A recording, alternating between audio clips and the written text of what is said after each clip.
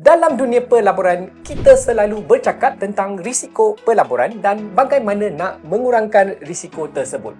Contohnya, diversify, beli indeks. Don't put all your eggs in one basket. Tetapi, hampir tiada sesiapa pun bercakap tentang situasi yang bertentangan. Bagaimana jika awak sebenarnya mahu mengambil lebih banyak risiko? Mungkin awak muda. Mungkin awak mempunyai jangka masa yang panjang. Mungkin awak ada ekstra 1 juta dan tak tahu apa nak buat dengan duit tersebut. So, awak mahu memaksimumkan pulangan awak. Tapi yang mengejutkannya adalah sebenarnya tak banyak cara dalam dunia ini untuk mengambil lebih banyak risiko. Dan yang sedang mengambil banyak risiko pula tak sedar atau tak tahu yang mana lebih baik. Jadi, hari ini topik inilah yang kita akan bincangkan. Bagaimana nak mengambil lebih banyak risiko? Welcome to Sembang Finance. Sebelum kita teruskan, video ini ditaja oleh Mumu. Maklumat lanjut sebentar lagi. Jika kita telitikan asas pelaburan, sebenarnya hanya ada 3 cara untuk meningkatkan risiko. Concentration, ambil aset yang lebih berisiko, dan leverage. Yang lain hanyalah variasi daripada yang 3 ini. Untuk pemahaman anda, biar saya ceritakan secara ringkas. Concentration bermaksud memfokuskan pelaburan awak. Daripada melabur dalam ratusan syarikat, awak memilih 5 yang anda percayai, katakan. Saya tahu ramai suka pendekatan ini kerana dalam bidang pelaburan, kita semua mempunyai maklumat yang terhad.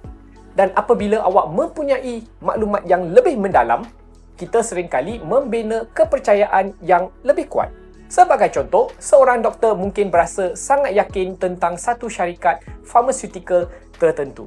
Of course, sebab dia tiap-tiap hari melihat produk itu digunakan. Dia memahami ubat-ubatan tersebut.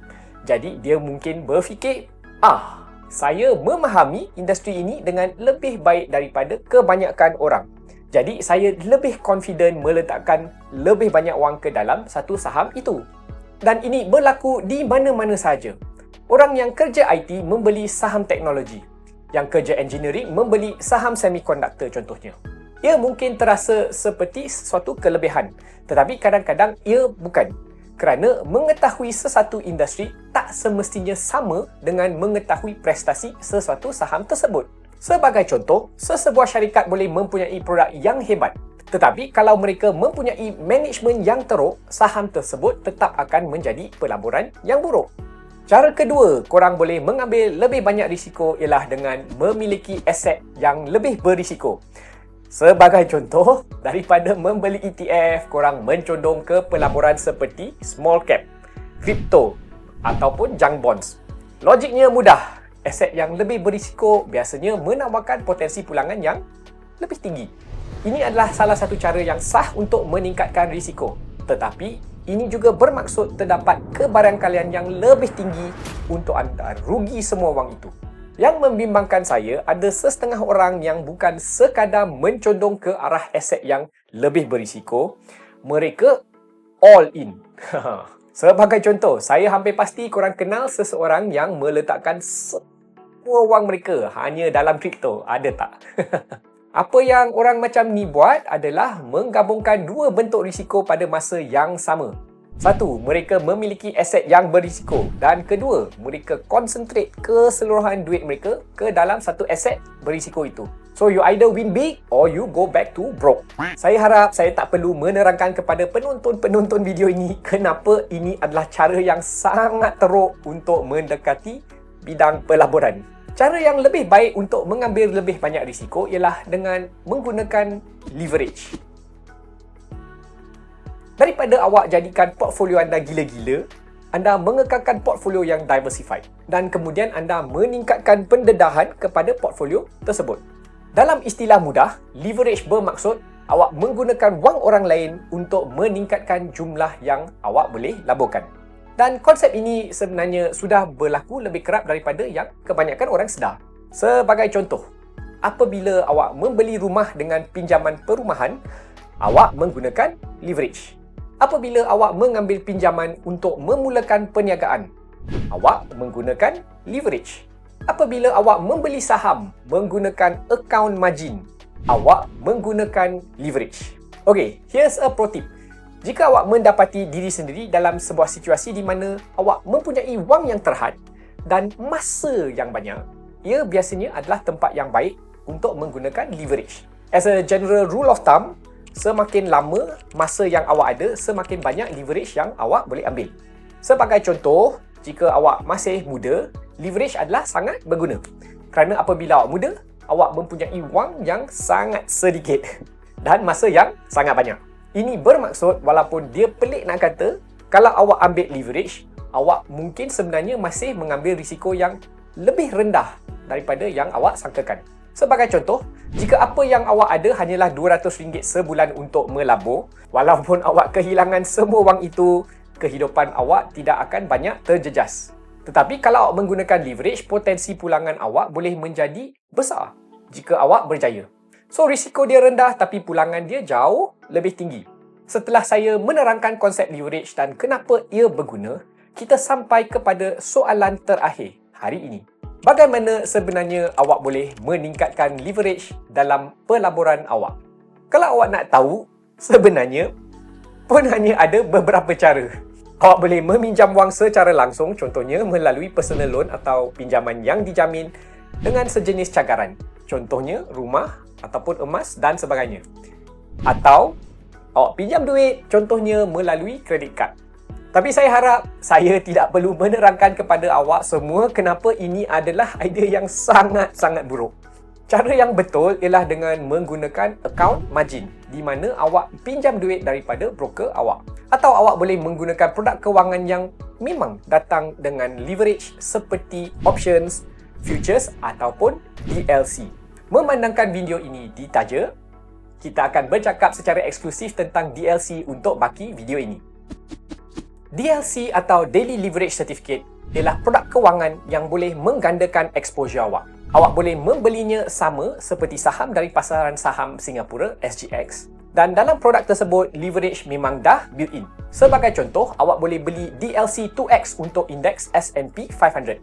Dan kaunter ini akan cuba mereplikasikan kira-kira 2 kali pergerakan indeks tersebut. Maksudnya, jika indeks S&P 500 naik 1% hari ini, DLC 2X akan naik kira-kira 2%. Jika indeks jatuh 1%, DLC 2X akan jatuh kira-kira 2%.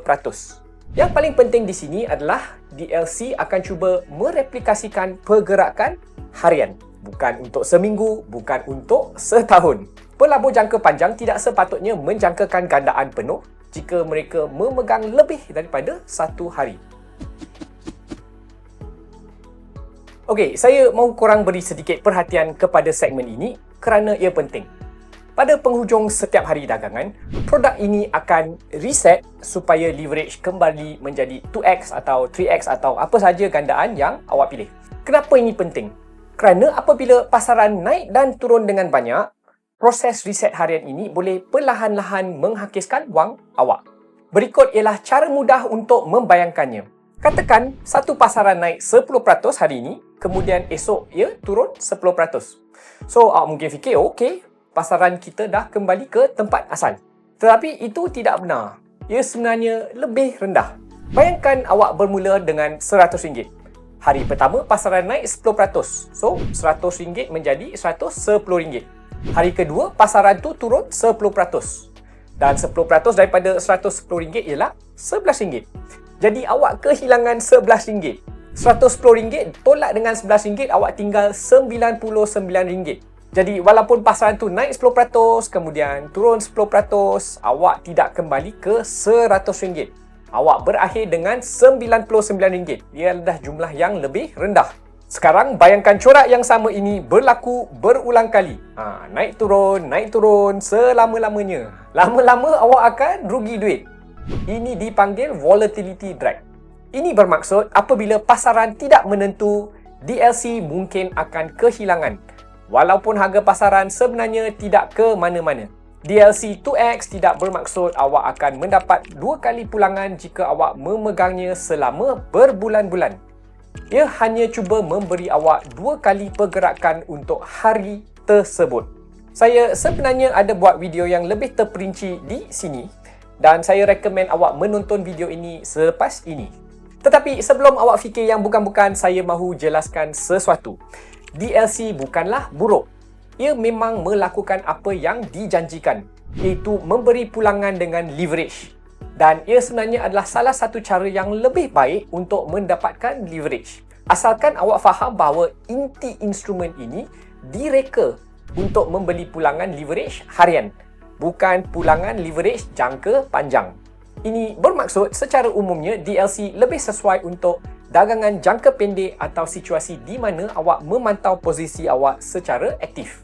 Jika digunakan dengan betul, DLC boleh menjadi alat yang sangat berguna. Bagaimana kita boleh trade instrumen DLC ini? Sebenarnya, salah satu cara yang paling mudah ialah melalui platform seperti Mumu. DLC ditawarkan melalui Bursa Singapura ataupun SGX. Awak boleh cari kaunter-kaunter yang ditawarkan melalui provider seperti UBS atau Society General. Awak cuma perlu letakkan kaunter tersebut dalam Mumu dan awak akan nampak catatannya. Sekali lagi, nak trade DLC sama macam trade saham. Sekiranya awak masih belum sign up untuk Mumu, pastikan awak menggunakan kod saya SF18 apabila awak cuba buat deposit pertama. Download dulu apps Mumu. Lepas dah daftar, cari menu eksklusif deposit dalam apps dan masukkan kod saya SF18 untuk menikmati ganjaran sehingga RM2,100 welcome rewards. Dan sekiranya awak nak tahu lebih tentang DLC, pastikan awak tengok video seterusnya di sini.